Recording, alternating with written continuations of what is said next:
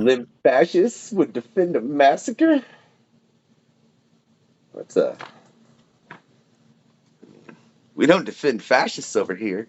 I assure you of that. I don't know about the limp fascist. That's an interesting insult. I think it's kind of funny. Makes me glad I'm not a fascist, right? Because that's a fact. No, I'm the unknown factor. And this, ladies and gentlemen, this is the questionnaire. Yeah, so, we're going to mess with some people, do some things. We're going to do something a little different, though, going forward with the show, right? And that is, we're going to have a rotating guest host. So, you're going to check out the next episodes coming forth. There's just going to be different people and different capacities. So, maybe they ask crap that I would never think of and they're all either past guests or, well, one of them's Dave, over there at Mage's Comics and Games. And, you gotta give love to Dave, so he's gonna pop in here every once in a while, and then everybody else will be a past guest, but for the first co-host, right? For a long damn time, really. I've even been a co-host since Nick co-hosted on Fred's episode. Yeah, but today we got Chrissy Wiseman returning for the 4th time to the show. Do you know that? I thought this was the 3rd time. No. There's you and Chris's interview. There's your solo quest.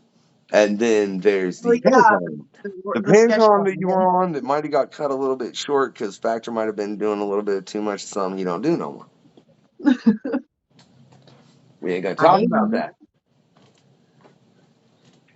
Right? But today, we're gonna get into some studio things. Not on a hip hop tip. You gotta look up other things to get on me for that. But some studio things involving some comic things, right? With Alfonso Espinosa. I butchered the fuck out of that, man. Wait. Almost, but you did it fantastic, Jay. Thank you very much for this amazing introduction. You never change. Never change. Look, see, why is, man, everybody's saying Jay. I mean, that is my name. But it's the unknown factor when I'm fucking around. Okay, Mr. Factor. So we're gonna do the quote. It's Alfonso Espinos. Thank you, Jay. Espinos. I'll forget that shit by the end of the interview, Alfonso. Don't take it personally. Like I said, I didn't have Fabian Niciacha's. I think I'm fucking it up right now, as a matter of fact. Fabian. Niciasa.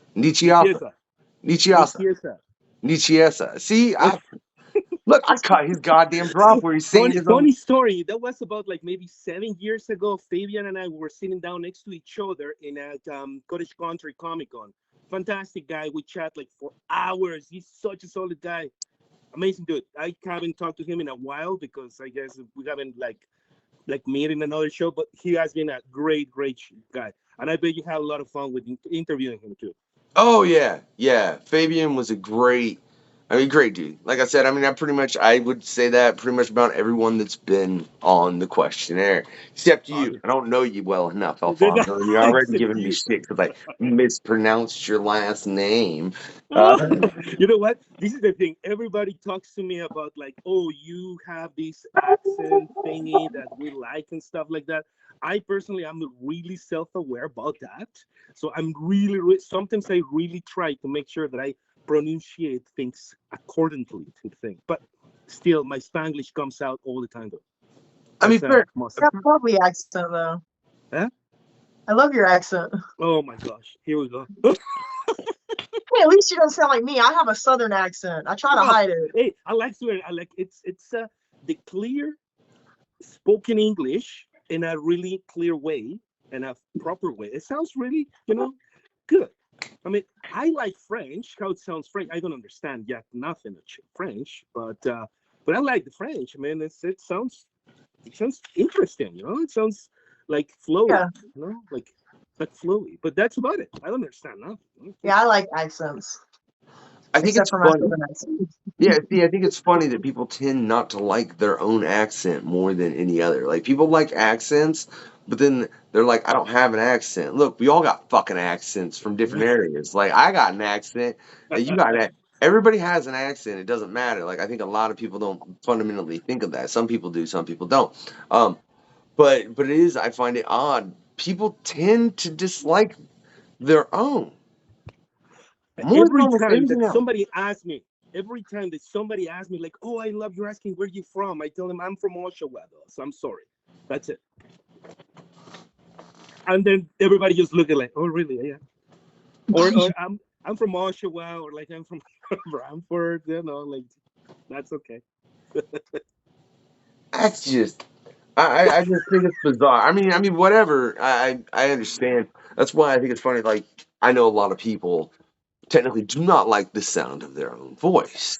You know what I'm saying? When they hear it back. I mean, I know as somebody that does music and as somebody that's done I a lot of interviews in a lot of different capacities. I've heard my voice back a lot, man. I ain't got a Yeah, problem with my voice. yeah, But you hear that from a lot of people that they don't like to hear their voice from an external source. You know what I'm saying? yeah. It happens. I guess it's just a natural thing. We are not used to see each other or hear each other as how we really are until we get projected by these little things on cameras, on photos, and things like that. And then you see yourself there talking, moving your mouth, making this sound. It's like, do I really sound like that? That is the question. That is the reality of it. Like, oh my gosh. So then I try to avoid to see myself out there. So I'm glad that I'm having this interview with you, buddy. And the first thing we talked about is how awkward it can be to do these kind of Dude, things. I love Yeah. it. Oh, hell, man. Two But like thumbs I up said, that one. I wanted to get into some studio things, some comic things. Tell me. Alfonso, like, I know you recently published a comic from past guests, that being Scott Okay. Wojak, who will Yeah. also be coming up on an episode here pretty near in the future, Okay. co-hosting a show with Michael Oming. So we Oh, got that nice. coming up in the future. Um, but what made you decide to start printing comics Oh as boy. you are? Okay. Well, that wasn't part of the questionnaire. So then, just so you guys know over there at home that you're watching this video right now, so then Jay really kindly send me a list of questions so we can actually start talking about. But then this one right here is like an extra one, Oh, right? wait, wait, So wait, we're wait, gonna wait, work on wait, that one. wait. We're work on that Wait, one. What? Alfonso, Whoa. you thought I was going to ask you those questions? Oh no. I ain't asking none of those fucking questions. We're going Oh, to reference those questions. And if really? everyone wants to go look at all the pre show questionnaires, they're more than welcome to go subscribe to the Patreon. I need to lower the cost to $1 a month. But hell no. Everybody, That's everybody not. can go home now. You Yeah. guys can go home. You guys can go home. I don't need your prompts anymore. Bye. Bye. Yeah. We Sorry, don't. guys. I'm We just. don't. We don't. We don't. We're not asking those questions at all, man. Like, I'm Hey, not. I like those questions. What's my favorite color? Come on now. That's a I know, good but one. look, that's what I'm saying. I love those questions too. It also allows for some spice we're gonna get into within the show. But that's why all those are available if people want to go look at them. And like I said, I need to lower Oh, that price just to $1, man. I've realized. But look, I mean, look, because there's a lot of pre-show questionnaires up there now. I know I need to update the shit. I'm trying to keep up with everything over here. I hope y'all don't get annoyed at me for getting behind. It's not intentional if that's what happens. But yeah, no, dude, that question. You thought that's what I was asking? You thought I was prepping you? Like, you thought I was Chrissy, you thought I was prepping him. No, look, he ribbed on me for my answer for what superpower I wanted. I said that I like flight, and he's like, "Flight, really?" And he just picked on me for it.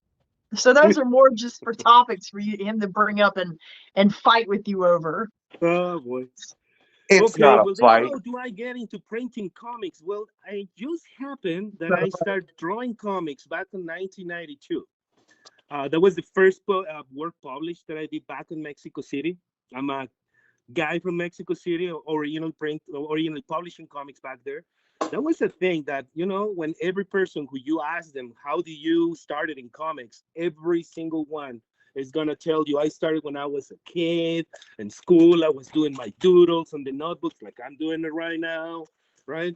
I was like writing, I was in the middle of class and I was just doing my little doodles. Every single one of us, we started it like that. And that's exactly how trades and crafts this way gets born into a whole career, if you want to see it somehow. It's because you didn't stop drawing, you kept singing, you kept dancing. Some people kept dreaming, some people kept fixing cars, and then that's how they get so good. I got myself deep into the comic book scene. I started drawing comics back in there. I wanted to do always like my own very own comic, and I started drawing comics. I did my first publishing there. I approached couple publishing house in Mexico. They published my first comic, and then I noticed that there was also a lack. And this we're talking about like now, what, 20 years or so, like that, 1990, well, whatever, right? 1993. That was the first time that I did this. 30 But years, man. 30 years. don't even start. That's a different conversation that requires a couple of years and lots of time. It was But look, it was this many years ago. All right. yeah, exactly. There you go. There you You just have to add a zero at the end. go. But zero is worthless though. That's it. Every time that I go to the bank and I say like, hey, deposit this $1,000, the girl's like, oh, it's only 1,000. I said, like, just add a zero at the end. It's nothing. I mean, it costs you nothing because it values nothing, and you just need to do this. And they never do it, though. Still hoping to one day happen, but we'll see. So nobody right back on the day, we knew how to publish comics. I mean, we're looking at a generation that we were talking about like snail mail. We're talking a generation where, comics are way completely different. And then not only that, you're talking to a person who actually grew up in comics, being a completely different medium that everybody else. I mean, all of the people from the Americas, Canada, United States, they have direct contact with the product itself. When we used to receive comic books in Mexico from Spider-Man, Batman, Superman, all the classics, if you want to call it, we used to receive that product, or we used to receive those comics translated already. So then they were tampered with, or they were differently handled before you actually read them. And then, of course, in that part of the country, well, like Mexico, we used to have the option to read the American comics or the local comic books that was already written and directed with topics that they have to do with, the local community. So most of us, we grew up with a lot of Mexican comic book like readership in it. That I can tell you a whole list of it, and then you're gonna put me a what face that you say like, I have no idea what you're talking about, buddy. I don't know what Video Risa is. I don't know what Calimán is all about. But guess what? Way back in Mexico, we had the opportunity to read Calimán, Mexican local comic, Video Risa, another like a nice joke comic. We used to read Superman, Batman, we know all the storylines that happen at a time, but we used to get them a month late, sometimes 2 months late. So then it was already happened on the United States, and the whole saga was done, but we are just getting into it in Mexico 2-3 years later, right? Licenses were like too delayed. We're looking at about the time where technology was just about to spread out. And that was the best part ever, because then that was the time when creativity was at his peak, right? So then people, they really want to stand out in comics. They need to be really creative for it. You cannot be cheap. Because if you're a cheap copy of Superman, everybody will know that you're a cheap copy of Superman because there's nothing else to read, right? If you want to do a really copy of, if you want to do a really original character, you really need to work the creativity to put it all together, right? And then, of course, you have the other one side, that is the side of creating comics for fun. So one day I was sitting down there and say, like, how about if I create comics for fun? I put a little bit of creativity, but not only that, we really understand the comics as a whole business, as a whole packet, right? People coming to the business, I have that experience. I see a lot of that happening. People coming to the comic book business, finding an enjoyment or like an exit of their current day-to-day basis, right? People go into the Comic-Con on the weekend, they get dressed as a Sailor Moon or they get dressed as a Deadpool, and they have their time of their life, and that's amazing. right? That's part of the genre, right? But then 6, 7 years later, those guys are like, nah, I don't do that anymore. Now I'm a whole like paralegal. I'm doing like some other work, and they say like, oh, okay, well then it's the only ones that they do really stay over are the ones that they have find out how to really manifest, if you want to call it somehow. I mean, you're really going to call it somehow. You want to manifest the comic book scene, and there's a few of them out there, right? I don't know if I can include myself. I'm still working towards get somewhere, and I'm helping a lot of people around there. But I'm really, really happy to be part of this, what is happening right now, and see this, and see it grow so much in so many areas that I couldn't even imagine. That was just fantastic. How do I frame comics? You know what? Why not? What else do I need now in order to make comic books fun and better? That would be the right question for me. I that was a phenomenal answer. Chrissy, I got like 16 questions, so I'm gonna let you like you got any. You got one less. Now you have only 11. Oh no, dude! I got like every time you answer a question, I'll formulate 3 more or 3 or 4 more off of it, and end up forgetting one. I promise. Chrissy knows this for a fact. Yeah. Oh, good. I like this. I like this. Well, I have a question for you. Yes. I was reading over your questionnaire answers, and I noticed that when you were asked, like, what is your least favorite color, who is your least favorite superhero, and stuff like that, you said that there was none. And that tells me that you're a really positive person. And I was wondering if you thought that do you believe that your positivity really helps you in this industry? Okay. This is how things in how I see the progression of things, and this is just a natural thing. Am I positive? We have to be. Nowadays, it's 2024. We have just come out of a pandemic. Okay, Yes. we are going into what the people call a recession. And then if everybody gets into this gloomy feeling that everything bad is going to happen, none of us will be getting nowhere. And then all of us were going to be scared and again in isolation and getting into this heavy depression, right? So what we really need in comic books, in banks, in the society in general, is to be more positive when it comes to these type of topics.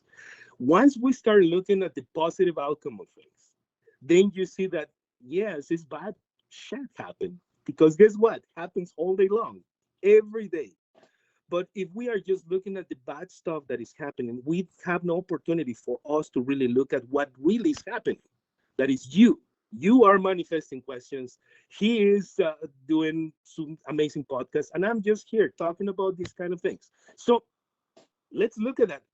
Now answering your question, why do I don't have a really least favorite comic book character? So is it because I haven't found the one? And honestly, yesterday night I was sitting down in the restaurant and I was reading Jay's question. I'm like, oh, what am I answer? Like, is it a manga character that I don't like? It's like, no, like, because I'm not too fond of the manga scene per se. I like it. I mean, I have watched tons and tons of it. But do I have one that I don't like?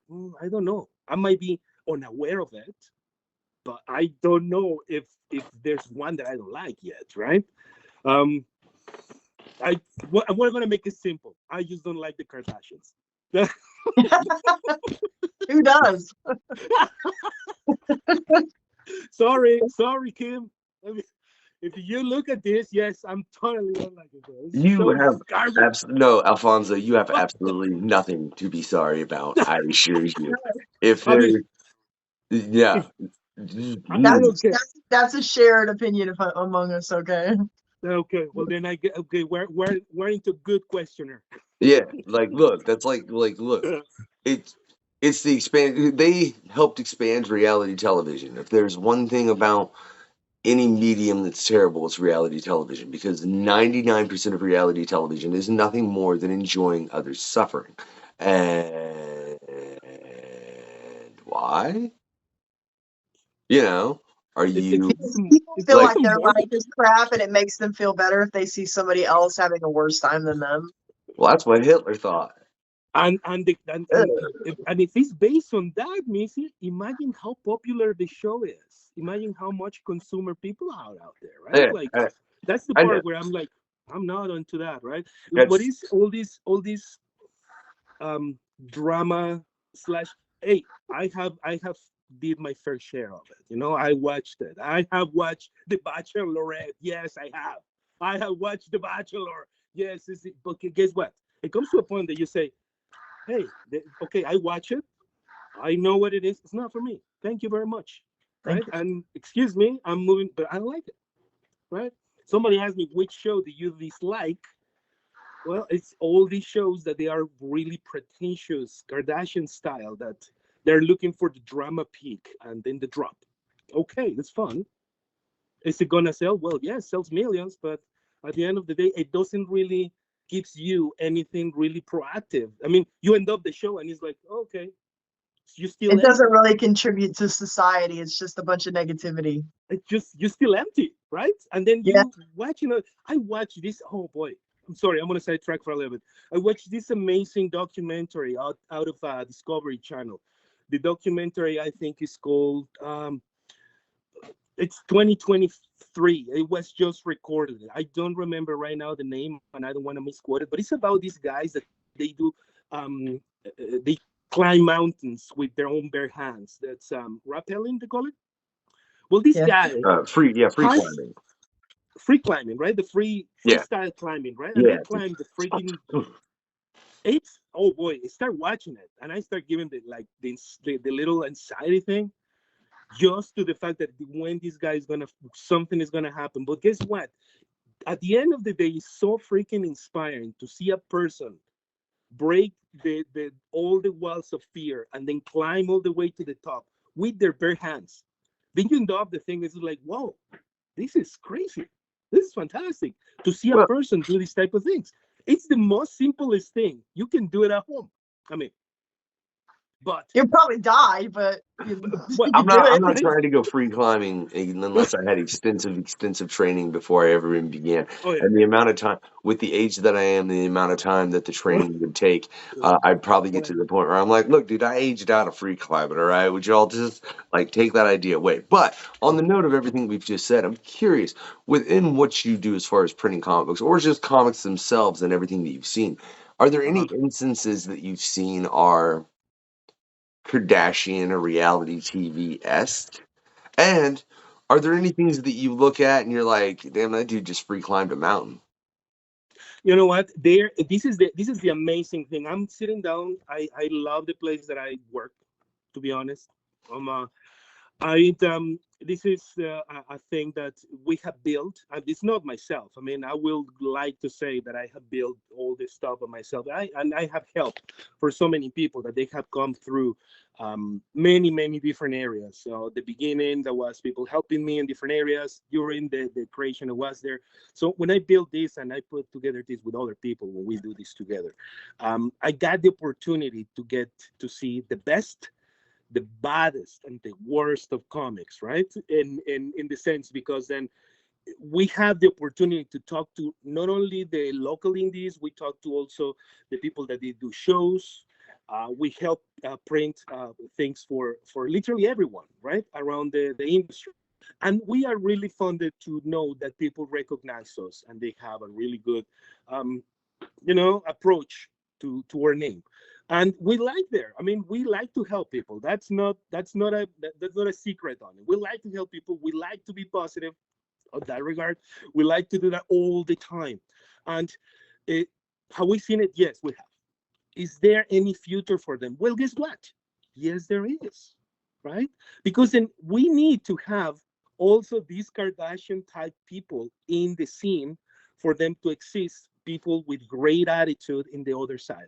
You cannot have all the good and not have all the bad. You need to have them both. And if you have them both at the same place, then you have something called Fan Expo. Right? You have the best and the worst, and whatever you want, you find it there, right?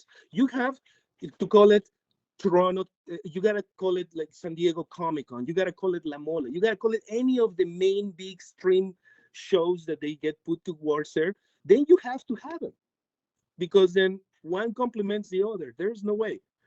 And it would be silly for me to say, oh no, this guy is a diva, this other guy is a diva, this guy is a good guy. I guess that, just for the way that you sometimes approach a person, you can realize, what kind of outcome you're gonna get out of it, right? And it's the simplest thing, right? You don't need to be a science guy. You don't need to read auras to know that. It's pretty basic, though. The shed looks like shed. Sorry, right? When he's, I mean, good is good. You call it good because it's good, and when it's not good, you have to not call it good. It's bad, right? You say that wasn't PG-13. I'm just bringing out the truth. Very, very, very well spoken too. I feel because it is. I mean, it is. There's a reason the yin yang exists. You know what I mean? It is the balance of everything that you just explained. Technically, just in a form that most people probably don't even think about to the level that they fucking should. But then again, I'm pretty sure we got a bunch of assholes fighting war on Twitter thinking they're Sun Tzu and they've never read his goddamn book. Yeah, and that's okay. I mean, that's okay. You need a few of those, and then there will be a few other ones that they actually don't fight a lot, and they have an amazing book. And you have other ones that they've been discovered to be an amazing book, and there are other ones they've been discovered to be an asshole. Oh, sorry, I'm gonna charge you $20 every time that I say a swear word. I don't swear. So I have a question. You have mentioned Fan Expo and stuff like that. Do you think that the bigger shows and some of the even smaller shows are kind of moving away from the original creators and the artists, and they're moving more towards mass marketing of things like Funko Pops, and now all the artists are kind of sort of getting overlooked at these shows? I think that the shows are doing exactly what they're supposed to, and this is, they need to make money, right? The infrastructure that these events bring, when you put them together, it's massive. When you think about the number of tables that they need to set up, the number of table drops that they need to be put down, the number of badges that they need to be coordinated to be on, you really need to have a really good operation where you, as a head of the whole operation, have to sit and say, I need to make another million to make sure that this show is sustainable. What's gonna make the next million? Is it gonna be Norman Reedus this year, or is it gonna be Mr. Shazam, or is it gonna be the guys from Star Wars? And then you really need to put your point. But because I promise you, if comic book creators were doing an impact that they were doing on the 70s or on the 80s, the people who organize the show will be thinking, should I invite this comic book creator or this other comic book creator? Sadly, the comic book creators are putting aside because right now there is a lack of enthusiasm, right? There's a lack of industry in it. Back in the 70s, there used to be this, in the 80s too, there used to be this thing called the industry night. Industry night is where all of us comic book creators, we used to go and talk to other comic book creators and introduce or say, hey, how's it going? My name is Alfonso. Who you are? This. What are you doing? What's your ideas? What do you want to do? What do you have planned ahead? And then I need this writer. Are you interested in this story? So on and so forth. And then there used to be good stories happening out of those things. They don't happen anymore, right? Now it's completely long gone. These type of practices. Why? Because there is no room. There's no room for that. We comic book creators, we're not making $1 million, right? And then you have these guys that they participate on the movies and the shows, and they're making $1 million. They're making a bunch of money, right? If I have to bring someone here, of course, it will be a comic book artist, right? But of course, if I have the opportunity to bring someone who's going to bring some attraction to my shop, I will have to, put that too, right? It's a show that we have to put. So recapping the question that you say, do you think that they are parting away? Well, in a sense, they are. because their model of business is making money. A show that doesn't make money is a show who's gonna ended up disappearing, or you come to the show, or I have experienced that where we have put together really good shows, and then people come around. It's like, oh, where's the celebrities? Oh, is that it? I love that part. Oh, is that it? I can see the whole thing from the door. Well, but what do you have in there? Have you come in and see the comic book creators? Well, I don't see cosplayers. It's empty. Uh, Okay, well, what about if I give you a full show? Oh, well, then, it's so full. I can't even walk. I'm too tired and too sweaty. And so then it, you get to balance both of them, right? So then, for when it comes to the shows, I don't question the shows for being what they are. I think that they are doing really good. As of right now, putting comic book shows, I think, is a really profitable business if you know how to do it. You know how we do. You know who know how to do this? Fan Expo people. At And I the end know, of the day, they know how to put a good show. They yeah, I do it know. not only in Toronto, they do it in Vancouver, they do it in Edmonton. They are now branching onto the States. That's fantastic. You know what? As long as we have an opportunity to be part of it, at the end of the day, people will go and find the people that they want to meet. And if we can be part of it, that's just what we need, right? Normally, those type of shows brings about like what?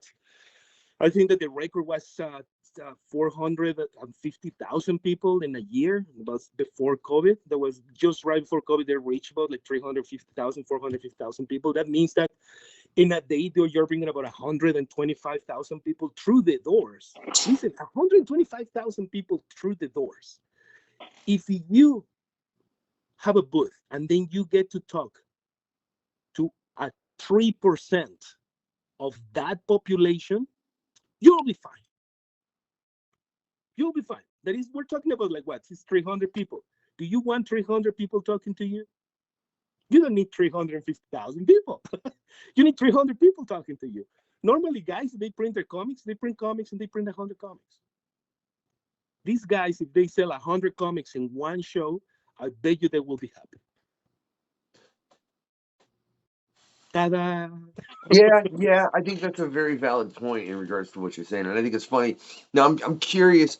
Do you think the evolution of just entertainment overall? Because I mean, if you're talking about back in the day when you started, things were very different. You're talking snail mail. Oh my God, I couldn't imagine having to send out the questionnaire snail mail and waiting to get it back before the fucking interview showed up. Oh, Jesus Christ, I'd lose my mind. Right, I would. I'd be so like, because I got no doubt in my mind. I'd be like waiting for like, shit. I got this interview tomorrow. This fucking thing better come today. Yeah, it And then you be rail the mailman, and he's like, "Where is my letter? Where yeah, is my letter? It's for not real, here." man. It got lost in the mail. You know, like it would be problematic. But just within that and everything else that's changed within the entertainment industry, from physical media in a lot of ways is going away. Like I think it was I think Best Buy just pulled all their physical media, It's which crazy. as far as music, which as a musician hurt my like right here, dude. Wow. That's crazy. I just read. I thought it was a prank. I haven't even dig too more, but it's for real. Eh? It hurt. It did. Alfonso, it hurt. So I mean, you also have that in the comic industry where there's so much that's digital, as well as the fact that based on how the web has become, it's it used to be you had to be in one of the larger publishers. It was difficult to just get out to everyone. Nowadays, you can get out to everyone with anything with a couple keystrokes. You know what I mean? And just you go about it. Do you think that's had a lot of effect on um, conventions? Because I remember going to Wizworld back in the day when I was like 15, and in comparison to I went to PopCon fairly recently, which they do a fantastic job as well up here in Indy. Yeah. Um, you can tell a significant difference from the conventions. Now, mind you, I'm recollect from when I was 15 to when I'm how old Right. I am Yeah. now. So that's been a while. But do you think that's had an effect as far as everything? And do you think it's been more positive or negative in regards to all of that? Technology will always have an effect on whatever is happening nowadays because we live with that no matter what. So then it's gonna happen, and then suddenly in the last 15 years, we have seen a sprout in technology that it hasn't been seen. I mean, I guess this is how our parents felt when they saw color TV or when they saw the radio living and the TV happening. And it's like, holy shit, we can see images in our house, right? We can see things happening in there. And then now we can interact with them if you really look at it, right? So right now we're doing it, right? In a little screen, right? This is something that we saw in comic books like many years ago. This is part of this. We made it happen, right? This is part of it. We made it happen, and then it was just matter for someone to put it. It does have it does have an impact in our current. Yes, it does, right? It has come down to such a heavy impact, technology having that input in the current trend media of the arts, that somebody else out there thought about. I don't want to go into this topic, but I think I have to, but I don't want to go too deep either, okay? Because I know there's so many people out there that they still trying to cope with this situation. But somebody out there said, how about if a robot can draw, right? How about it? And then now somebody else put that idea in motion and then just put it out there. And then this is what technology is moving for. Firstly, I mean, right, wanted it or like, not. how did you know the next question that I was gonna ask? Right? I'd really like to know, Alfonso. I really would like to know how you literally knew the next question that was about to come out. All right. And do you think that's the fault of things like Data? You know what I mean? Because if you think about it, Data was a robot. He learns to draw. Now we're creating this AI art and it's learning to draw. I find it mesmerizing. Yeah. I find these type of things like AI generated images. I find it amazingly mesmerizing, and not because it's right or not because it's wrong. Think about this. What we're looking about this is the creation of an image. You do that all day long. Right? You do that all day long. The only thing that we are unable to do it is directly to your brain of how you picture it right there. Unless you are an artist, and then as an artist, you can draw it. But guess what? This one now is the copy of the original. The original is still here. You are never going to take the original out of here. I will keep the original forever. This is the first copy that just happened after the original. Okay, that's it. That's Now, an interesting way to put that. if you have the capabilities to come down straight up to a person's brain or a person's ideas, kind of like that movie, really silly. I watched it like recently, Batman Forever, where the Riddler put that thing in their head, and then you are seeing, oh, this is what is here. Okay, that will be like first time person seeing the image, right? Like first, yeah, it's like first person image. Then you get the only thing about this AI art that we need to understand is that whatever is being generated is not conscious of it. This is not. It's a tool. It's literally what you can find me out of the world that you can interpret it as it, and then the computer will run the algorithms at speedy ways and generate something. I will say, well, I think this is a banana, and then you will see it, and it's like, well, consciously, I think that's a banana because I have eaten a banana and I know how a banana look like. Well, I think it's a banana, but it's not fully a banana how I think.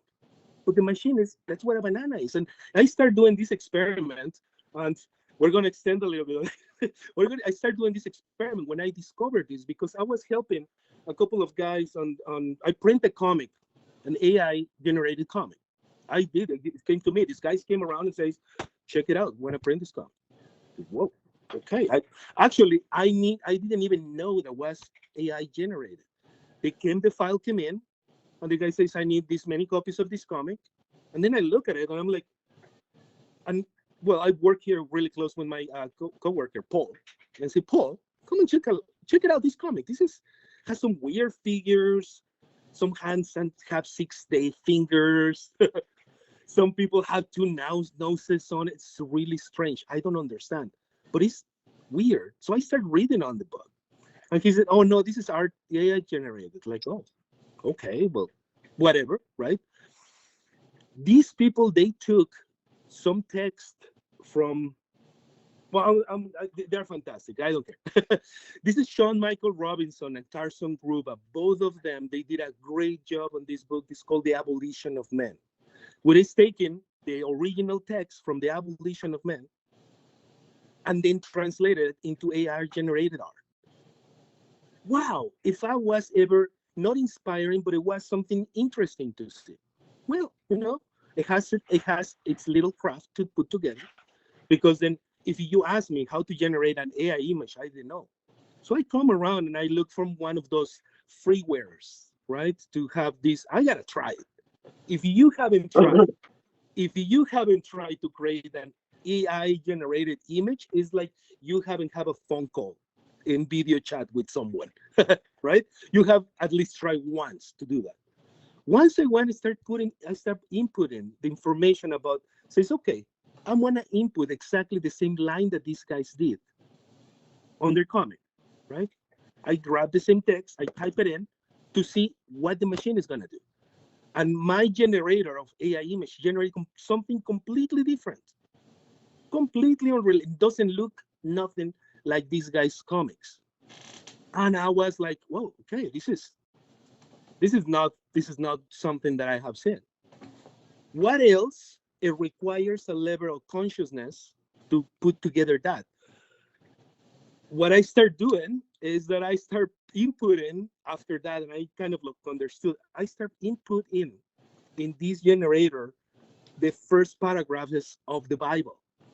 I grab, first God created this and that, and it just popped an image that it has no intention on my end that I was translated that way.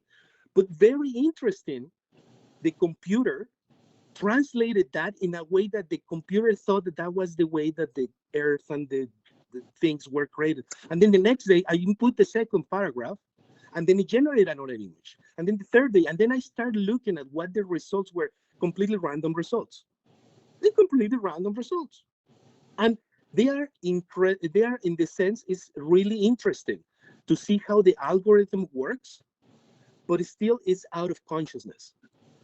If it's out of consciousness, the machine can generate whatever you want, and it still will be out of consciousness, because the machine is not conscious that it's doing something that it has a meaning. You know who's giving that meaning? We do, humans, right?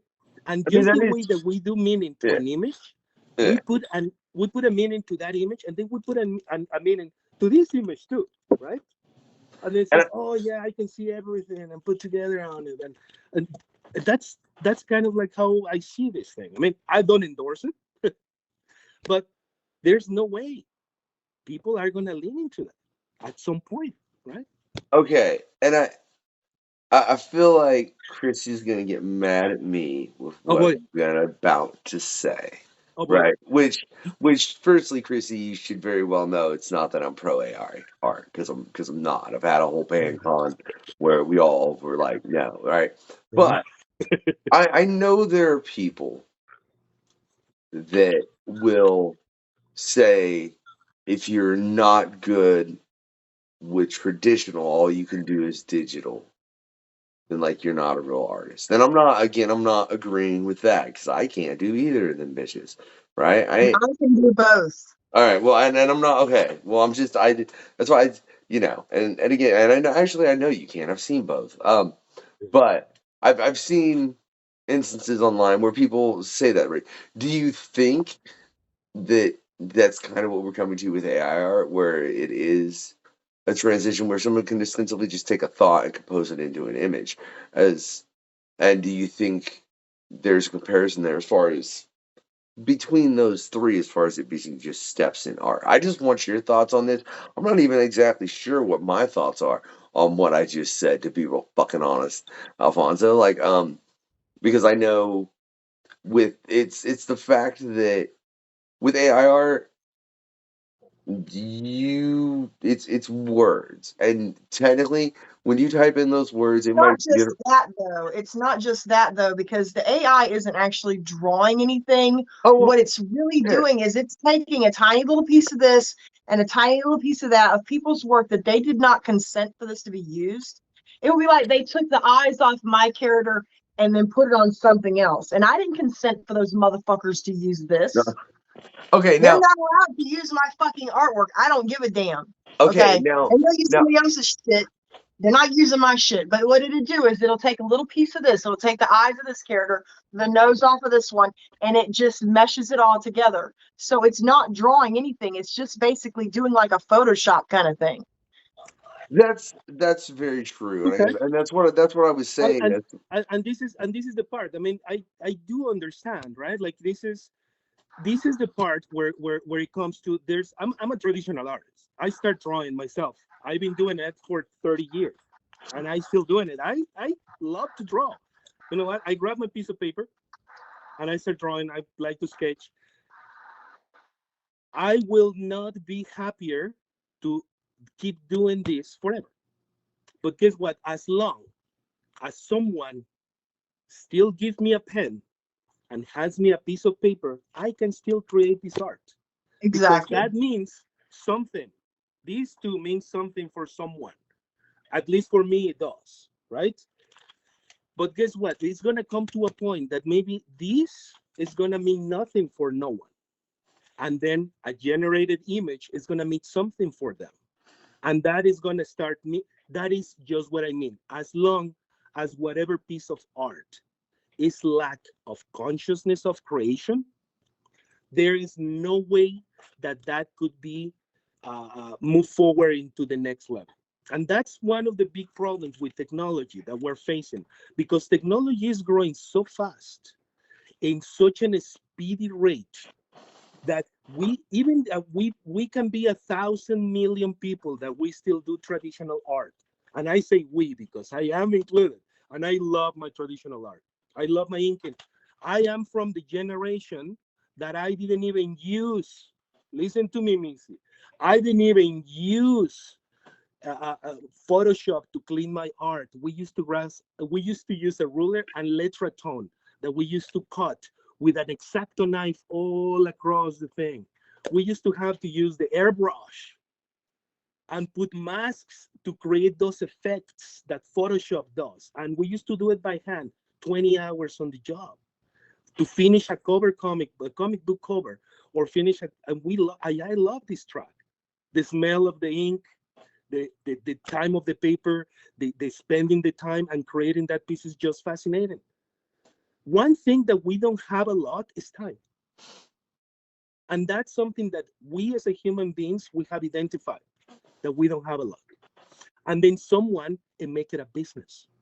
And because we know that we don't have a lot of time and someone needs more time to finish more pages, to draw more things, and they start finding tools to do these things faster. And then it will come to a point that will become useless in a sense. Not because I want to, it's just because that's what, if we allow technology to keep growing that way, that's the only thing that we're going to have. So it's either or. Do we enjoy what we have to its fullest and show our best craft of how we do it? Or we sit down and trash the whole other side of what's going to happen? Because it doesn't matter if AI is going to be a thing in the future in 10 years, in 20 years, 50 years, or tomorrow. I love to draw on paper. And if someone who wants to come and see me drawing on paper, they're more than welcome. I can sell them a piece. The person who wants to go and buy what AI about the generated art. artists? What about the artists who are no longer going to be able to make a living because the machine can do it better and faster? And so the corporation's going to be like, well, I'm not going to pay this artist when I can type this shit myself. Well, this is the thing that luckily, as humans, we have found a way to make money. If we are creative enough, because then this, like I say, I didn't build this myself. Jay, you didn't build this podcast yourself either. None of us, we have done everything. We have tools that they have helped us along the way. I mean, Okay? I mean, When it in comes all to wait. In all fairness, Yeah, Alfonso, as yeah, far as I didn't build this podcast myself, there was a point I had a co-host early on. I haven't had a co-host for a long damn time. yeah. I No, there is no part of this podcast that is not handled directly by the unknown factor and no one else. Then this again is why I said earlier, this is why my promo sucks because trying to make sure I have a complete ton of content and I have So the I w- content. so It what I is mean is that possible. Yeah, so it is possible to build some shit. Now I'm not. yeah. Now I'm not saying that. Obviously, especially with a rotating co-host coming in, there is a larger and larger crew. And I guess I should shut the fuck up because without all the guests that I've had on, yeah, this podcast wouldn't be a goddamn thing. So Ah, let me back out of what the fuck I just said, okay. okay, and realize that yeah, because if there weren't artists and creators that took the time to come on the show, and there've been many, this podcast would never exist. Um, so so yeah, never mind. I'll shut up. So what I'm going with this is that I'm not pro AI. I'm not. That I'm not. I'm absolutely agree, right? That they supposed to have been regulated. This is something that it needs to be regulated. Now let me throw. Unfortunately, Oh, we are too early in regulating that because we're just discovering. This is a new thing.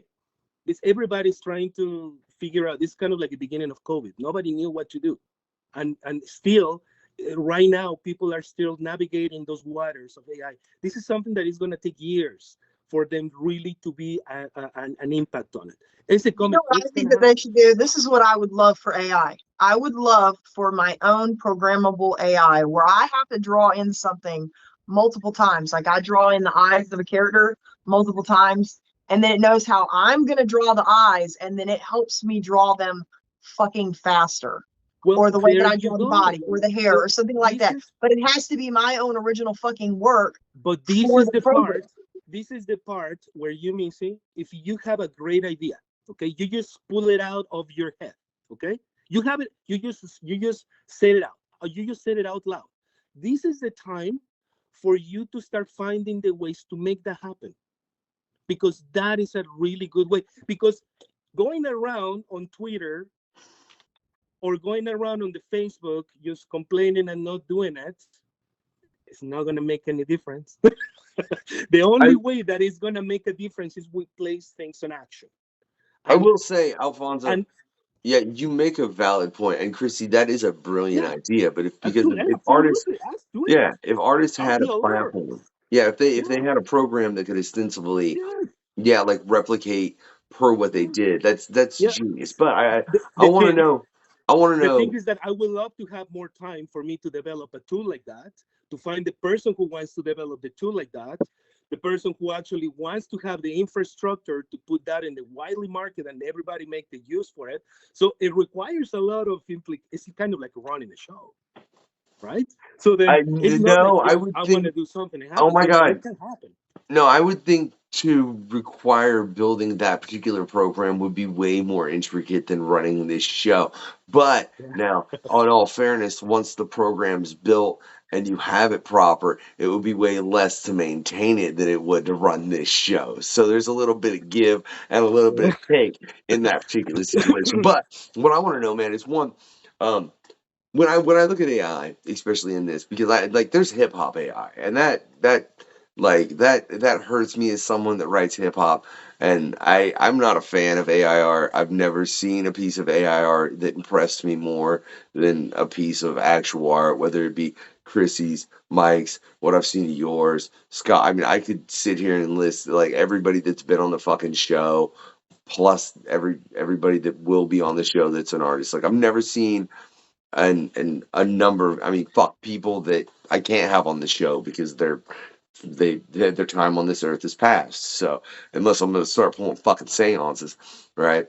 But yeah, I mean, hey, I might. Y'all never know over here, right? But in that regard, I think you lose a piece of humanity when you're doing that because the AI is based completely on calculations and nothing more. So it doesn't have that that emotion. I mean, that whole fucking thing that was a story for data. Now, I want to point out though, I think Alan Henry made a great point the best thing you use ChatGPT for, I think I said that right, is to replace fucking CEOs that are overpaid assholes anyways, because that will be running on a complete algorithm that will probably do a better job than those motherfuckers, and it won't screw everyone at the bottom like those assholes tend to, right? Now, to my question, do you think technology is just advancing at a rate that humanity is not able to keep up with it? Technology is something that we're gonna keep just chasing for. That's no way. We're always gonna have a creative mind. We're not gonna be all of us creative minds, but we are gonna have a creative mind always, who is gonna have all the capabilities to put in that crazy idea into motion. Okay, because all of us, we have the capabilities of expressing our ideas, but there's going to be only one person who didn't give up and is going to keep moving into putting that idea into motion. That is what technology is all about, right? Because there was one person back on the 20s and 30s who thought about to put this guy with the funny hat and the long coat, and I'm gonna make it talk into this funny phone. It's never gonna happen. Little, it's gonna make it talk to, their little watch, right? And it's called like calling Dick Tracy, calling Dick. Oh boy, it's never gonna happen, right? Guess what? Look at us 30 years later. I want to miss 30, 60 years later, right? And then Well, no, it's there. 1920s, man. That would have been 100. You said 1920, right? Oh my gosh, you see how old I am. Yeah, So no, that's 100 years later. you ain't 100 years old, Alfonso. Now hold on. No, but like what I mean is like 100 years later, it's happening, right? And everybody back on the day, I promise you that people that will be praying saying like, "What are you writing about? This is bullshit. This is crazy. I don't know what you're writing about. This guy. This is crazy," and it's happening now, right? So then now we are in a position to learn more about that. Yes. Can we? Are we gonna be? We're not. I'm not against. No, I'm not against. I think technology is beautiful. It's great technology. It's. I have seen amazing things happening with technology, current technology, right? That it doesn't happen in a regular basis. Right now, we have more power in our phones that whatever they had on when the first people that they sent to the moon. I mean, we have more power right now in these phones that what they used to have when they sent the first people to the moon. And and what are we doing? We're talking about AI. We're making a podcast, right? We used to use this to inspire people to really do something that is going to change people's mind and says, I do really want to do this. I do really want to write that comic. I do really want to make a new comic. I do really want to make a new episode. I want to put a new TV show. I want to do whatever I want to do and get inspired. And then once you get inspired, then you have a piece with consciousness because you consciously are transmitting that to the next person. And then that, my friends, are creating an impact. That is what you're gonna see at Comic Con. I want to see that character that really inspired me. I want to talk to that artist that I really like the art he did. I really want to talk to this writer who is a really amazing because it transmitted something. Now, That is what it's all about. to that point, I'm curious, man, because I know, and I've had this discussion with people that were in the industry in I what the 70s and 80s, hell, maybe 60s. I'd really have to look through everybody that was in the industry compared to now. It seems that within the comic book industry, there was a point where they kind of were like, well, we don't want to make superstars anymore. And I'm referring to the big two. And the obvious reason that the big two suddenly didn't want to make superstars would be the big third one, for anybody listening. Because if it wasn't for, them making big superstars, all those guys couldn't win. Hey, look, we're going over here. And did what they did, you know? Do do you think that corporate mindset within those two companies has a lot of impact as far as to where the creators themselves, the people that are actually making these books and drawing these stories, it doesn't seem like they get the recognition that they used to, like even in the 90s, in comparison. So for comic book creators, I'm telling you, for comic because I have seen myself in the industry for many areas, right? So then I started drawing comics, a writer of comics. I've been a comic book dealer. I have had the opportunity to run many comic book shows myself, to put together the shows. I have the opportunity to be outside of the shows. I have been exhibitor in those shows. I have been opportunity to be part of a movie, to be a part of the documentary that was crafted for comic books. I have the great opportunity to be part of the radio. We run a radio show every Tuesday on CKWR 90210 CKWR. So I've been seeing the industry in comic books in and out for different areas and aspects. I'm right now sitting down in a comic book store, right, that I run along with my staff here, and I have seen these areas of comic books in all different aspects. Not saying that I haven't seen it all, because I know I have a whole list that I want to still do. But what I can see in a general overview of things is that if there's someone who has been always working on the back stage of things, it's comic book creators. Always. We have been always the backstage part of the creation of it. We are the ones who create the stories, right? If you talk to old comic book creators, and we're talking about the generation of the 60s or the 70s, they were not crafted to be stars. They were over there to be paid, right? And they weren't thinking that 20 years later, they're going to be my whatever artist signing $100 autographs in a Comic Con. They never thought about that. We think about that because that's what we see what Comic Con and what we think it is, but it's not, right? The real business of comic books, that's what I keep telling, because you have to see the amount of people that they walk into the store asking, how much is my comic book? They come around and they say, oh, I bought this comic book, or I found this comic book in the attic where all the boxes, grandma passed away, and then I know nobody has touched it. I want to know how much it is. Well, I'm going to tell you, the first thing that I told them is like, how much do you want for your comic? They don't know. I don't know. That's what they say. I don't know. Okay. Well, have you read it? No. This is the second thing that they say. No, I haven't read it. Well, you know what? Your comic is worth nothing. Because then we and Missy is gonna, we write comics and we do comics for people to read, for people to enjoy the flipping story, for people to fall in love with our characters, with the storyline, right? For people to come and say, I really like this comic. That's what we do comics, okay? This is how we put together comic books. I mean, this is at least what I do comic books for, because I have seen people that they do also say, I do comic books to be famous. I want to be sitting down next to Michael Golden. I want to sit down next to this person. And that's their craft. They do comic books for that. And if that's their goal, that's okay. That's perfectly normal. Because remember, there's always that balance. You need to have one to the other exist, okay? I'm not questioning, it's okay. But I personally do comic books for people to come and read the next story.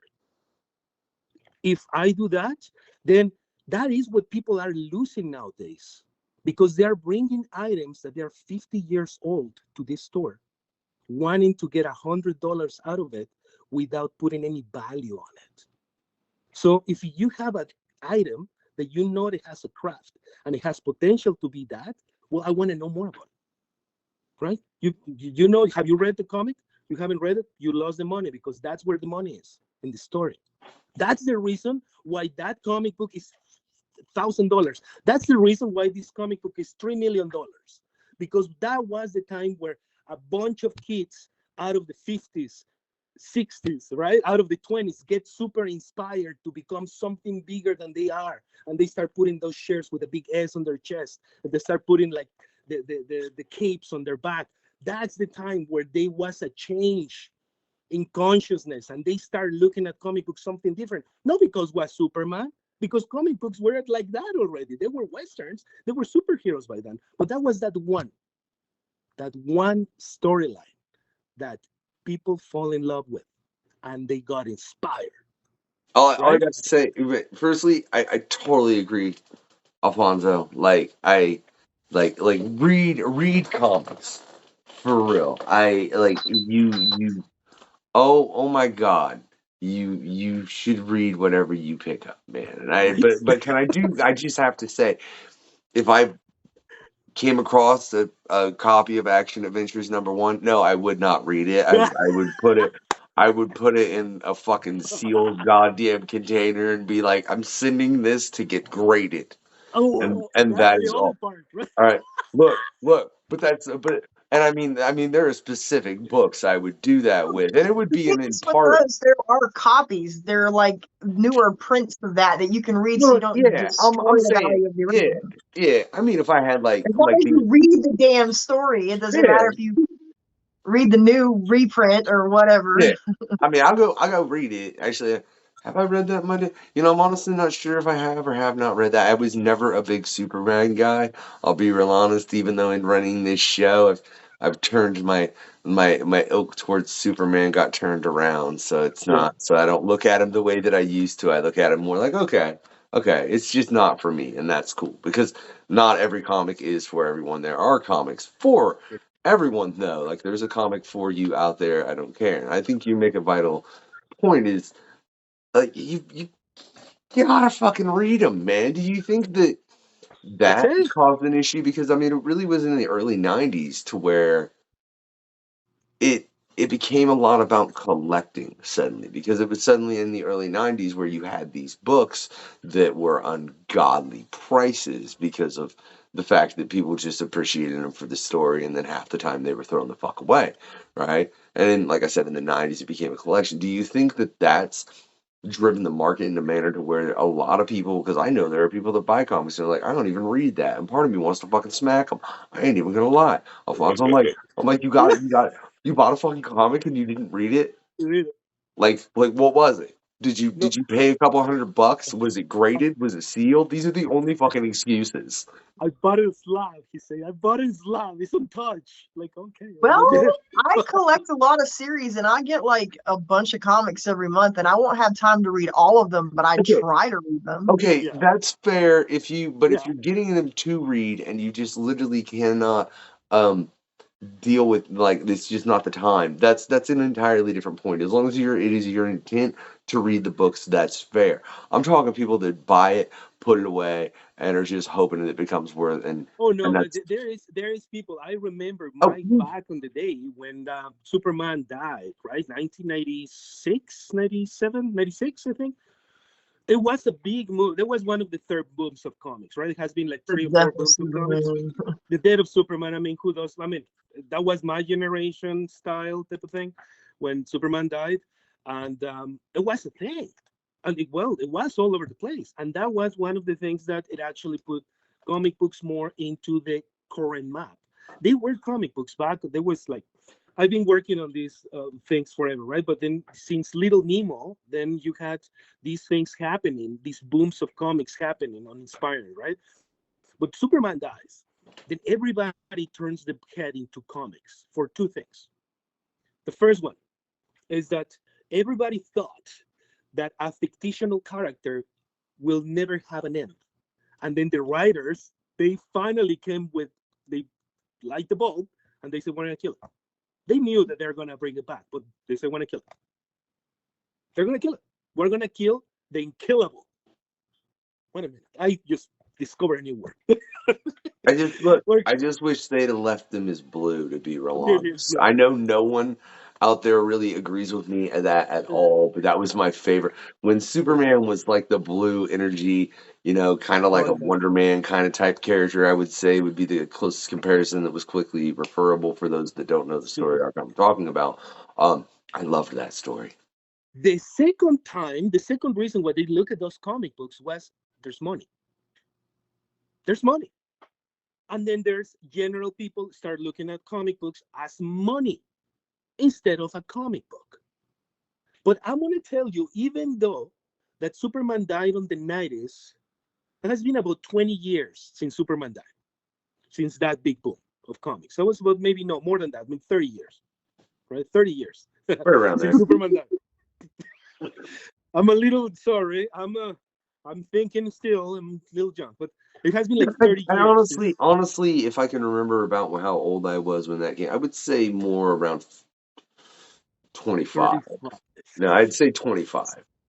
It's not Okay. 35. I'd say it's around 25 when the Death of Superman came out.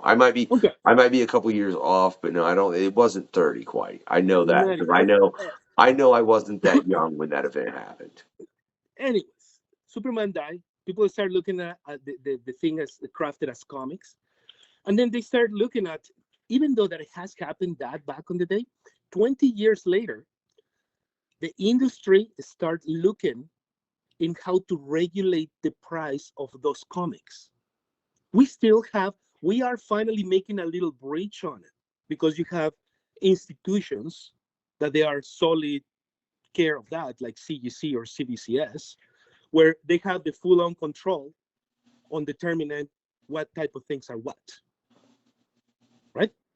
So what it means that they are the ones who dictate if a comic book is worth $1 million or 25 cents, right? In the market, because then you have that, and then you have also the speculators on the other side, and then you have also the people who the current market dealers and stuff like that. We are finally getting into a line and finally getting a regulation into it, where comic books are being regulated heavily. Okay, but it has been happening only like after all this time that this happened right now. Is it good? In a sense, it's good. Is it bad? Well, it's also bad, right? Because once again, the real value of a comic book is not in how old it is. It's in the story that you want to put, right? So it will happen eventually. But I mean, maybe in another, it's not going to be in my lifetime. That I know. That I know for sure, right? It's going to be a different person. Is going to come to a very good way to regulate these comics, right? Because then we did have at the beginning regulating the comics on their topics, and then the topics happen that the comic book code authority says no, we're going to regulate the topics and it's going to be this and that, and then later on then Neil Adams and Grail says nah, screw those guys, and they start doing their own things, right? Then Neil Adams, peace, rest in peace. And of course there is the regulation start moving into the different move, right? And then once that move start different into a different direction, then now you have these bloody comics and nobody and a million comics, and then $1 million comics, and then with that you also come with um, uh, uh, all these lenticular covers and flip covers, shiny covers, and all different genre covers that they doing on the 90s, that they did a good impact again into the economy because they flooded the market. They flooded the Yeah. market with the comic books in the 90s. So then every person at their household, they will have a comic book, thinking that comic book it's going to pay the university of their child's on the 2000s. Guess what? I still have the same comic books that I bought when I was young, and they haven't paid nothing. not even the rent. Speaking of doing what they want, what do you think about the indie artists out there who are doing their own comic books and they're funding it on Kickstarter, and they're like not even going through any of the big publishers, they're just doing it all themselves? You know what?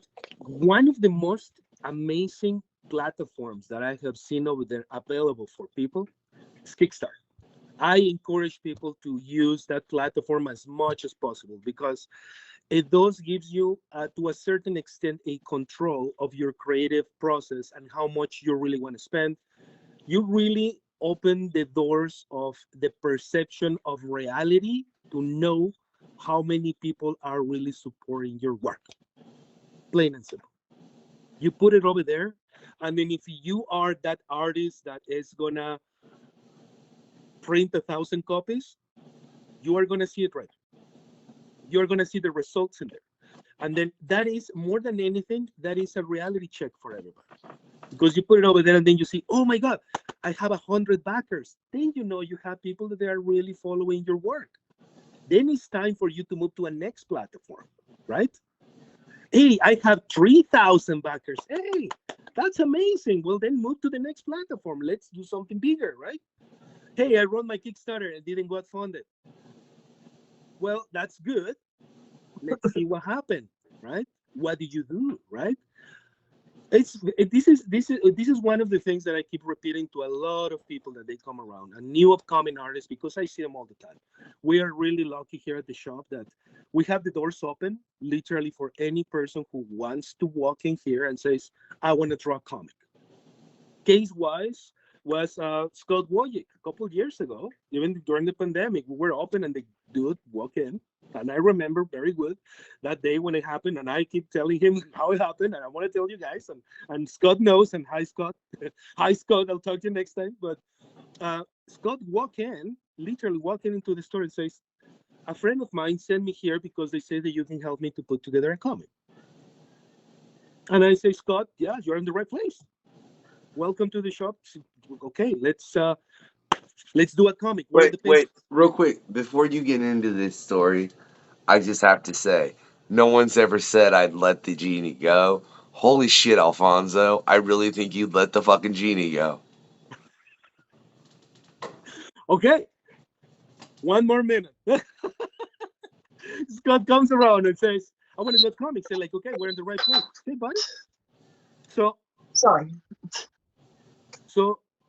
Scott, show me the pages.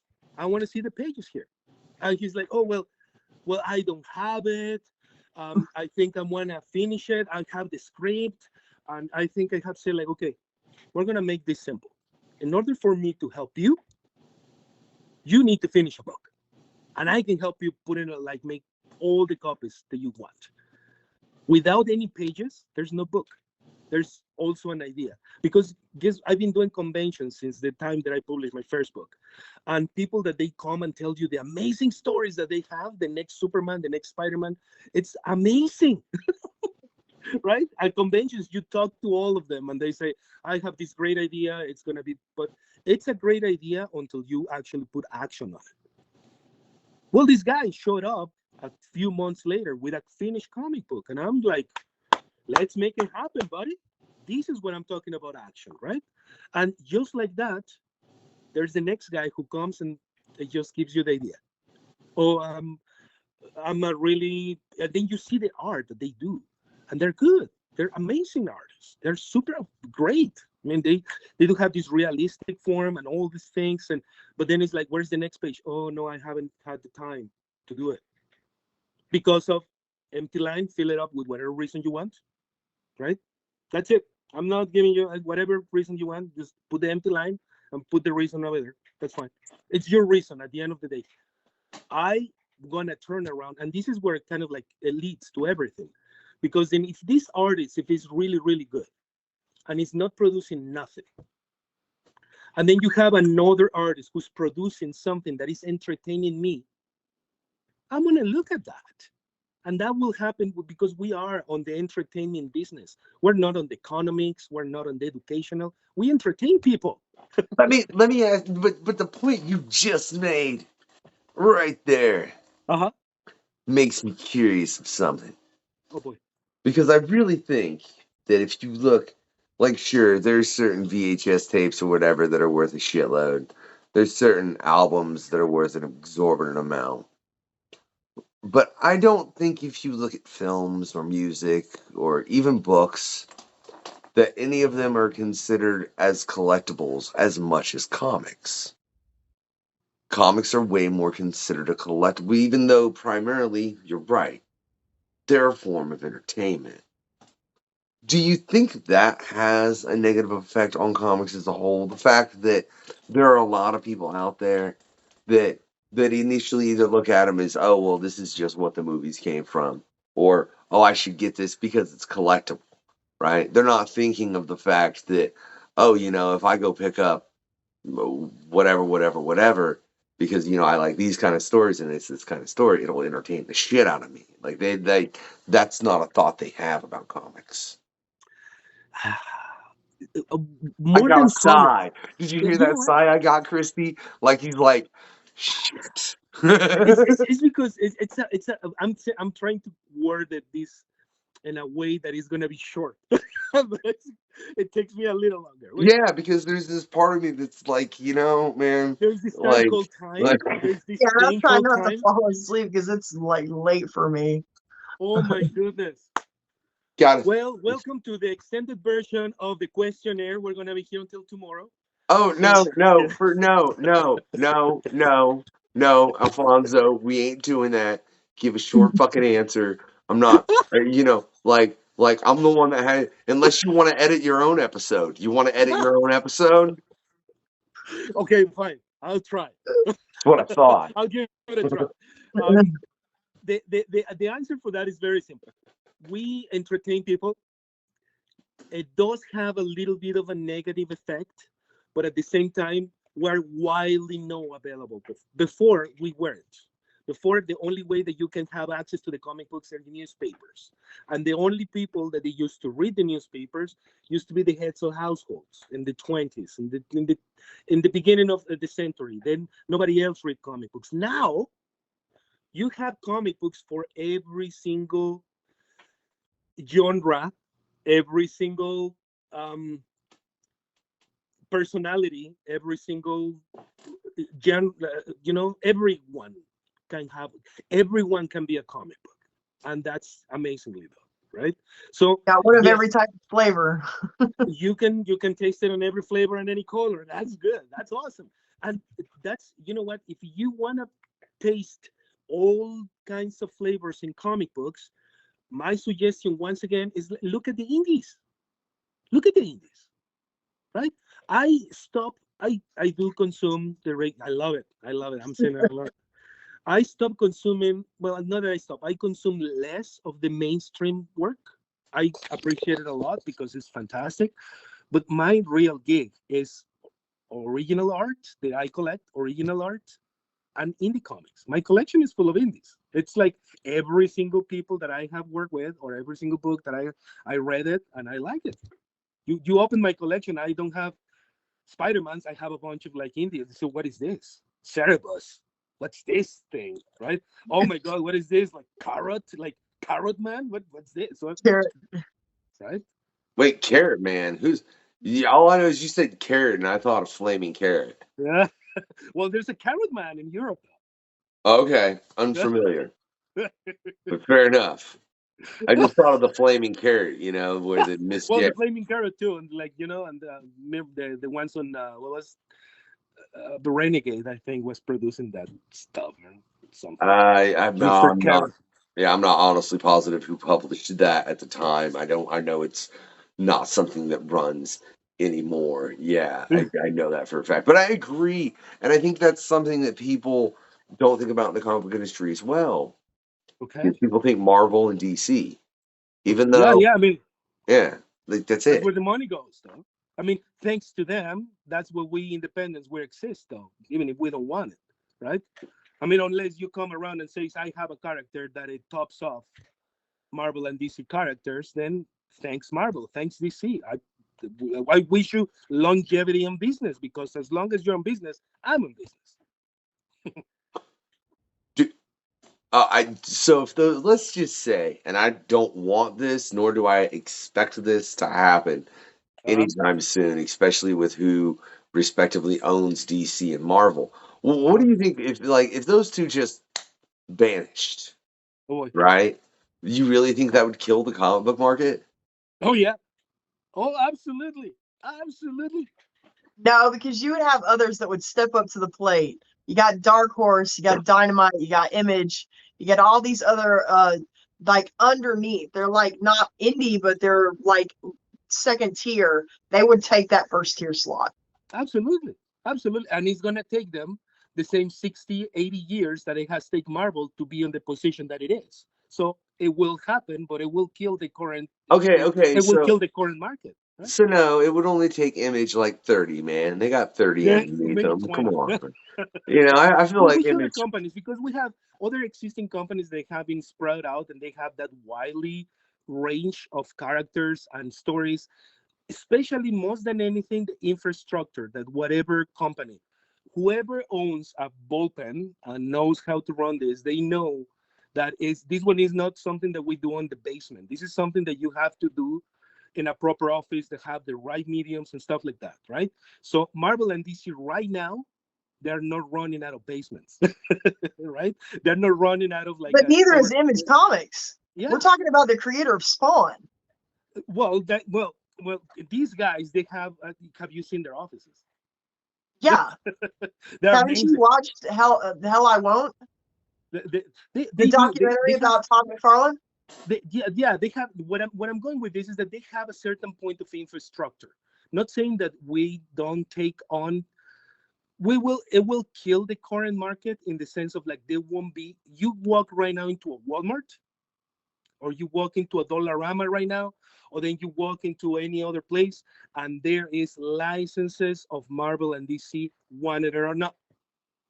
Okay, if you kill those licenses and says, you know what, Marvel and DC, they're retired, they are not gonna publish anymore, it's gonna be a big risk on those big companies that they also inject a bunch of infrastructure to those companies. It will take a lot of time to say, I really want to put a Nike spike instead of a Superman. Hey, it's Canadian, it's mine, it's cool. I don't know if I want to put the Nike spike there. I'd rather to put maybe more public domain Superman. I mean, maybe more public domain Mickey Mouse, because they know where the money is, right? So this is the thing. We as comic book creators, and I'd say we because I love it, we see this industry as something that we love and we treasure a lot. But until the comic book creator scene doesn't start looking at this comic book as a business, then it's gonna be a hobby that is gonna be fun to put their mask on the weekends or going to the con on the weekends and run a nice fun enjoyment, keep off the stress of mind type of time, right? Then when do you start looking at this as a source of income and something that I will live on, then things change. And then now you start looking at a more structural part of things. And that's where McLeod explains in one of his books. In the second one, he does get into that thing. But I mean, this is where it goes, right? This is where it goes. I mean, till a bunch of authors we don't get together and then we do something for the real industry, then we're enjoying the trip, and that's the best part. Because then, if you don't want to be a part of it and you want to really enjoy it, then this is what we do. And then we wake up in the morning, we come to work, we enjoy what we do at the fullest, we finish the next book, and then we move on to the next stage, right? There's people that they might do it for business. They're Marvel and DC, right? That's a part of the whole yin and yang, right? And I think that's definitely true with Marvel now because I mean it's obviously they don't want to run out of material for their for their universe that they've got over there. And I'm sure James Gunn is thinking the same thing about DC and hoping to hell he can get it kicked off and get that MCU money too. You know that's what he's thinking in the back. That's exactly the point, right? They know. I remember. This is so funny because I remember when Disney bought Marvel. Oh my goodness! Oh my goodness! You should see those hardcore comic book creators and hardcore people that they were super fans. They were all over the place screaming with their hands up like Kermit the Frog. Oh my gosh, we're gonna see Mickey Mouse with Star Wars. Oh my God, what Disney is? And they were like all over the place complaining and saying how bad Disney is gonna run the business on Marvel. Guess what? All of them got sucked right into the Marvel Cinematic Universe, right? And I love it, and I freaking love it, right? But this is the point. I mean, if we're gonna be making statements of that point and then enjoying it later, it's we're playing double standards. So if that's okay, you know what? That's also okay. The thing is, are you enjoying what you're doing? If you enjoy your craft, if you enjoy to draw, if you enjoy to communicate, if you enjoy to dance, if you enjoy to sing, if you enjoy to do a podcast, do it at its fullest, right? If you want to do an interview with Alfonso, do it at its fullest. And If all I you got to want say, to, is I still think it's fucking hilarious, Alfonso. I sent you the list of questions I was gonna ask. and there's none. Yeah, we've touched on a couple of them. Y'all can check out all those answers. Hopefully, over on the. Hopefully that's already over on the Patreon, and hopefully I've Well, taken them. time to deal with that I'm gonna site. But send a picture. I promise you, if that hasn't happened, then a lot of episodes have came out in the meantime, and I just, yeah, fucking working on it, man. I promise. It ain't an excuse. The fact Okay, that we're I, we're I gonna got. do this, Jake. We're gonna do this now. Last question. You got it. Okay, I'm ready. Well, no, I'm gonna take one more question, but I gotta give Chrissy one more question. That would Okay, just be Mason, rude. come on. Oh, I'm good. He's like, no, I got this guy speaks a Yeah, lot. need a No, little. no, no. To get Oh my that brain running, dude, Chrissy, I'm just kidding. I do not promote the use of cocaine or anything else. I mean, I know I'm in an area where methamphetamine is prolific, but we're not going to get into all of that in any way, shape, or form, man, right? But I got to say, Alfonso, you've been a joy, man. I definitely got to have you on at a PanCon at a later point in time. oh boy. Actually, Drugs are for the weak. Okay. very true. But hey, I might be hitting you up real soon. But Chrissy, you want to take one side of that? I figure you should take the nice side. I just seem the meaner between the two of us. Oh boy. You're really nice, Mason. Right. Oh, I just gotta say though, right? Check it, right? All the links are in the description to check out all of Alfonso's work, right? Right? And Chrissy, if you've enjoyed this interview with Alfonso, what should they do? Should like and follow. Well, damn it. I'm gonna have to. I knew I didn't do that well enough, and that's all my fault in bringing in a rotating co-host for the first time and not properly explaining myself. But there's a reason I was given the fucking stage name, The Unknown Factor. What are you gonna do, right? But if you've enjoyed this interview with Alfonso, right, what I want you to do is I want you to send him a Phoenix, right, with a like the best copy of Train Spotting you can find, all right, some tacos, and a motherfucking Twix, right? Right. Now, if for some reason you've heard something Alfonso has said and it's got you like, I'm gonna go up to Canada, right? You ain't got it. Or if you do, right, you should go there with a Medusa, right? It's just stanking a It's kind of curry. scary though. Like I Just was thinking just another different. stanking, That's scary. yeah, just stanking a curry. But real quick, if you did like it, I forgot, you got to throw in a Stretch Armstrong in for him too, right? But that's like I said, that's all your choice. I hope you all have enjoyed the show, right? Check it out. We got so many dope co-hosts coming up. The show is about to get live. Chrissy will be back at a later point. I got more things I got to do beyond this, right? And it's gonna get. It's gonna get a little bit of a twist with the quest over here. Make sure you check out all the links in the descriptions, right? There's plenty. Check out Studio Comics. Hell, if you need a comic printed, hit up Alfonso. He'll help you out. I know that for a fact because I've seen a comic that he very, very recently printed that had an ad for the questionnaire in it. And I was like, that's dope just to see the comic. And then I seen that and I was like, that's dope. Oh man, what, you ain't got a copy of Astounding Tales there? No, I don't. But I will soon. Right? Right? Besides that, I just want y'all to do three things for me, right? One, get your comic on. Two, like Chrissy said, like, subscribe, or click whatever button wherever you're checking it. Three, have a good night, y'all.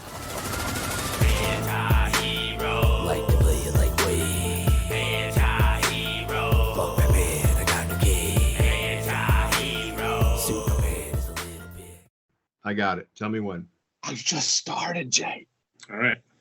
Hi, this is Kelman Andrushofsky. Hi, I'm Martin Cocolo. This is Tom Brevoort. Groucho is my name. This is Fabian Nicieza. Hey, it's Dan Chichester, also known as the pretentious sounding DG Chichester. I am the author of many comics, including the upcoming Daredevil Black Arm. Yes! I'm a comic artist currently working for Marvel. I'm a store breaker at Marvel and working on Immortal Thor. Hey, we know each other. He's a friend from work. You're listening to the Questionnaire podcast. Make sure you check out the Questionnaire. I have to get off this planet. The Questionnaire podcast is my favorite podcast on the Citadel. Am I on the Citadel? Tune in every Wednesday at 7 o'clock to the Questionnaire.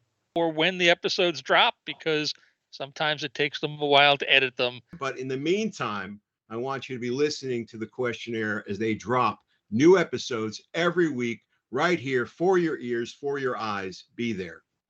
Make sure you check out episodes every week. You gotta listen You gotta watch because we talk about some really cool shit. With new episodes every week. For your enjoyment.